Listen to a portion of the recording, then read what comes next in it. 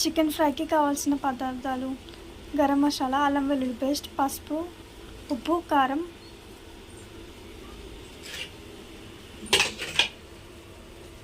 అందులో chicken pieces వేసి బాగా కలుపుకొని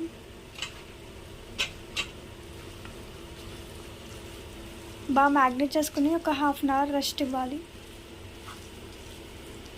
స్టవ్ వెలిగించుకొని ప్యాన్ పెట్టి ఒక 3 టేబుల్ స్పూన్స్ ఆయిల్ వేసుకోవాలి.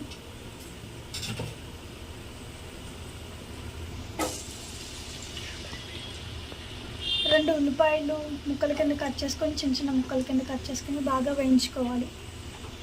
ఆనియన్స్ ఇలా బాగా ఎర్రగా వేగిన తర్వాత కొద్దిగా కరివేపాకు వేసుకొని వేయించుకోవాలి. దాని తర్వాత మనం మ్యాగ్నేట్ చేసుకున్న చికెన్ కూడా వేసుకోవాలి. లో ఫ్లేమ్ మీద బాగా వేయించుకోవాలి.